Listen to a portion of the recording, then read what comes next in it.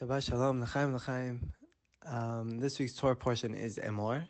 It goes through mostly the rituals and the laws of the Kohanim, as well as different sacrifices they brought and the holidays. Things like Shabbat, Pesach, the Omer, bringing the Omer offering, all the different holidays. And I didn't have so much time this week to really get into it. I was just I traveled to the US and just got back today. And I wanted to say one little thing that really impacted me while on my trip. Something that me and Ayala kept saying to each other as we were going through this trip is that we have to have faith. You know, you're in a different country, that you don't know how things have changed. We all see the news about what's going on in America, so we weren't sure what to expect really. We kept saying, at this point, remove yourself, it's in Hashem's hands. And as soon as we got back, we kind of said, okay, finally, we're back home now, we're in Israel, and we could go back to normal life. And I feel like we kind of briefly, for that moment, forgot about this thing that we were reminding ourselves all the time, that Hashem is really in control.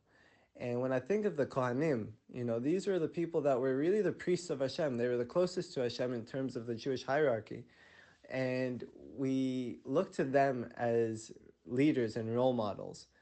And when you look at the different commandments that they're given, they really emphasize this idea. So the first thing that came to mind when I was thinking about the Kohanim and this idea of really trusting in Hashem and always thinking about Him was the very opening of the Torah portion, Emor. That Rashi explains that when it says that you must speak to the Kohanim, it uses a double expression of speak. And Rashi says that this double expression is to admonish the elder Kohanim to basically take responsibility for the younger Kohanim.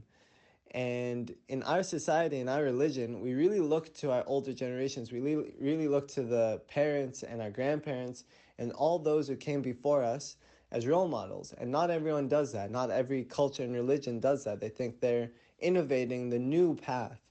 In reality, we look back to our forefathers and we look to them as role models for Emunah, role models for what it means to truly believe in Hashem and to trust in Hashem. And that's something that came up for me and Ayala as we were traveling. That our forefathers, Avraham, Yitzchak, and Yaakov, always walked with Hashem. They always had Hashem.